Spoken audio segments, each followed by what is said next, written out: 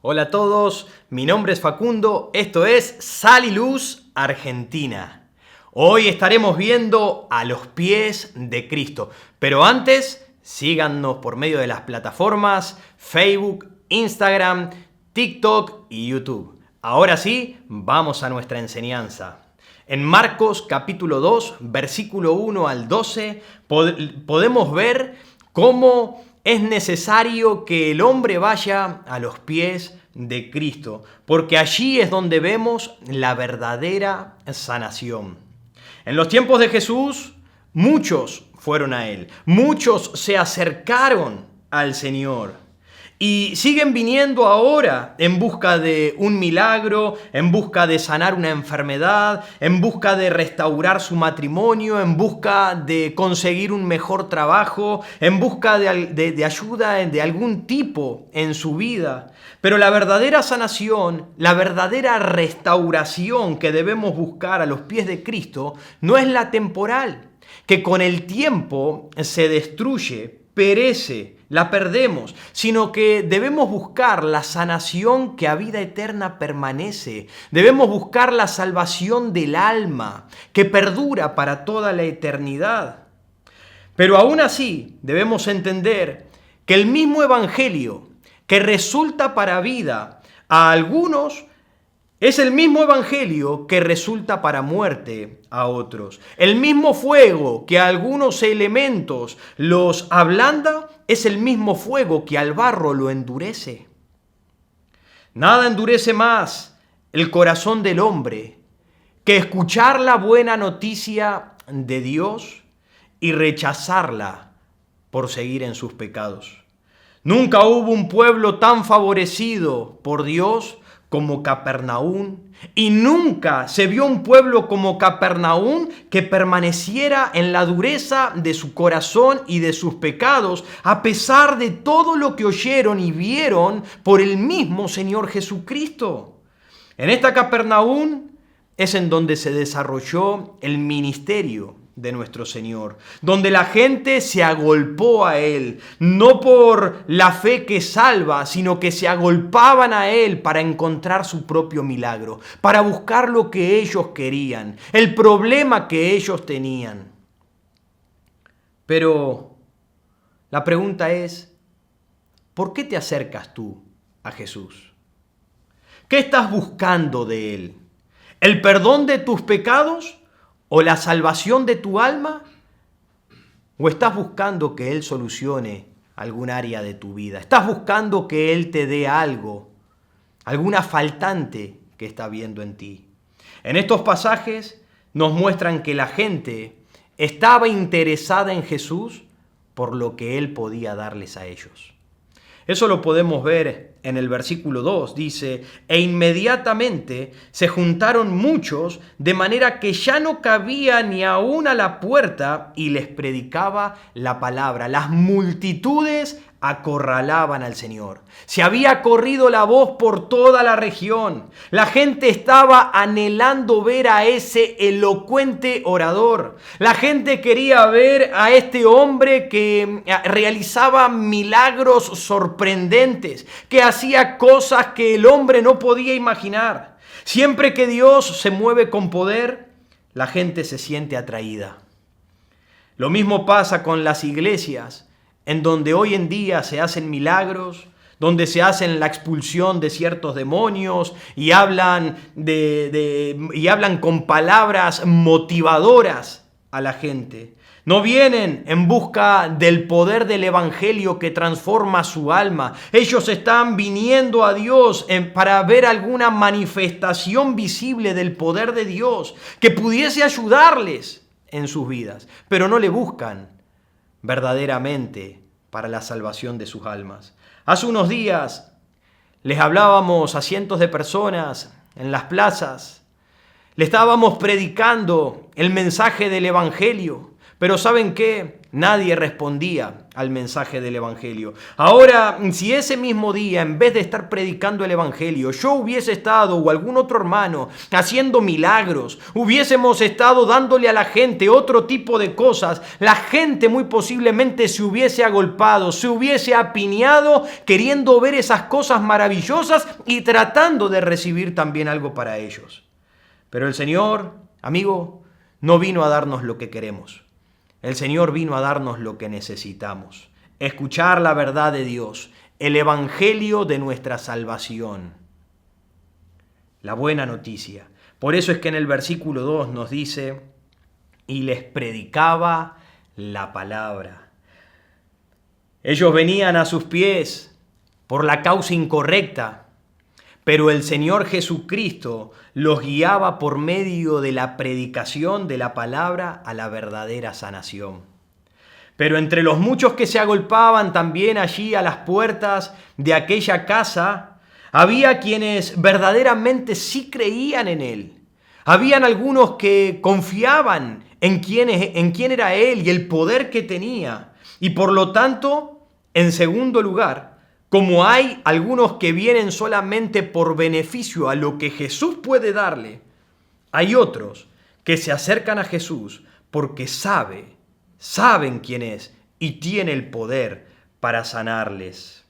En el versículo 3 al 4 de Marcos, encontramos que estos hombres, 4 hombres, llevaban en una camilla a un paralítico a la presencia de Jesús. Estaban haciendo aún lo imposible para poder acercarlos. Tenían una fe tremenda por el Señor. Pero nos dicen que la gente le impedía llegar. Le era difícil atravesar a toda aquella multitud que se agolpaba en aquella casa. Cuando tú quieras traer, amigo, algún vecino, cuando tú quieras traer a algún familiar a la iglesia, cuando tú quieras traer a algún conocido y amigo a los pies de Cristo, tú debes saber que tendrás estorbo. Como lo tuvieron estos hombres al llevar a su amigo. ¿Lo has experimentado? Es normal que suceda eso, pero la fe está llena de ingenios. Estos hombres no se rindieron ante la dificultad de no poder llegar fácilmente a la presencia de Jesucristo. Ellos buscaron maneras e insistieron hasta poder llevarlos a los pies del Señor. Ahora, lo que hicieron pudo haberle salido mal. Buscaron formas, se las ingeniaron, pero quizás no le hubiese salido bien. Piensen que estos hombres hicieron un agujero en el techo de la casa. No sé de quién era esa casa, si era de Pedro o si era de algún otro discípulo o de qué persona era esa casa, pero lo que sí sabemos es que quizás el Señor Jesucristo y los otros discípulos podrían haberse agarrado la cabeza diciendo, ¿qué están haciendo? ¿Qué están haciendo? ¿No se dan cuenta lo que hicieron? Rompieron todo el techo de la casa. Ahora, ¿quién lo va a arreglar? Nos está cayendo todo el polvo, toda la tierra sobre nosotros. ¿Por qué? En vez de ser tan impacientes y hacer esta macana, ¿por qué no esperaron su turno? ¿Acaso no ven la cantidad de gente que está haciendo cola y necesitada por venir a mí? ¿Creen que lo suyo es más importante que los demás? Pero no fue así. Esa no fue la respuesta del Señor Jesucristo. Jesús no miró lo negativo de la situación, sino que miró la fe de ellos. Él miró lo que ellos estuvieron dispuestos a hacer, a arriesgar por su fe en Jesús y traer a esta persona que necesitaba de la presencia del Señor. Cada uno de nosotros deberíamos esforzarnos como estos muchachos y ser ingeniosos por amor a las almas que están perdidas, por traerlos a la presencia de Jesús. Pero hoy los creyentes están dormidos, se conforman con haber sido salvos y no predican el Evangelio, no muestran a Cristo en sus vidas, no se esfuerzan por llevarlos a los pies del Señor. Deberíamos imitar el ejemplo de estos muchachos. Muchas de estas personas no asistirán nunca a una iglesia a menos que tú y yo nos ingeniemos y nos esforcemos en traerlos a la presencia de Dios. Así que, en tercer lugar, como hay personas que buscan a Jesús por satisfacer sus propias necesidades, hay personas que se acercan a Jesús porque saben que Él tiene el poder para sanar verdaderamente. Así que, en tercer lugar, tráelos a los pies de Jesús, aquel que ve y discierne las intenciones del corazón. Él puede ver la incredulidad y la fe de las personas. Así que tráelos a Él. Este evento es interesante porque cuando todos esperaban que Jesús hiciera algo extraordinario, entonces Jesús lo único que le dijo allí en los versículos 8 y 9, Él les dijo: tus pecados te son perdonados. En el Evangelio de Mateo, el paralelo de esta historia, dice que Jesús le dijo: ten ánimo, ponte alegre, regocíjate, porque tus pecados te son perdonados. ¡Qué tremendo! Jesús le animó a tener gozo y alegría, no por volver a caminar, no porque se le realizaba un milagro físico en su cuerpo. El Señor le animaba a estar alegre y feliz porque sus pecados le eran perdonados, porque su alma le era sanada, porque ahora pasaba de la muerte a la vida, de las tinieblas a la luz, del infierno al cielo. Alégrate porque ahora eres recibido por Dios. Muchas personas vienen a la iglesia, se acercan a Jesús, esperando que Dios los ayude con sus problemas. Consideran que sus problemas es de gran necesidad, pero el Señor sabe cuál es el problema que apremia al ser humano. Y es el pecado, el cual nos separó de Dios y el cual nos condena a una eternidad alejado de Él. En otras palabras, para Jesús, ninguna dolencia, ninguna enfermedad, ningún problema humano es mayor necesidad del perdón o de la sanación que el problema del pecado. No hay otra cosa. El mayor problema para Jesús es atender la necesidad del pecado. Por esta causa le dice: ten ánimo, ponte alegre, regocíjate, tus pecados te son perdonados. Pero es interesante que a ese momento los fariseos que estaban allí empezaron a cavilar en su corazón, empezaron a pensar: ¿quién es este? ¿Quién se cree para poder perdonar pecados? ¿Quién se cree que es Él para poder hacer eso? Porque ellos conocían las Escrituras. En Isaías 43:25 dice: yo soy el que borro tus rebeliones por amor de mí mismo y no me acordaré de tus pecados. El que se apropiaba de perdonar pecados implicaba que se estaba apropiando de ser igual o semejante a Dios. Y ellos estaban en lo correcto. Este se está haciendo Dios a sí mismo. Y ciertamente se apropió de ese nombre porque Jesús es Dios. Y Él tiene verdaderamente el poder no solamente de sanar físicamente, sino de perdonarte tus pecados y salvarte. Él tiene el poder de hacerlo. Por lo tanto, todo aquel que profesase perdonar pecados era semejante a Dios. Y ellos se enojaron. Ahora Jesús le dijo: para que ustedes vean, dice en el versículo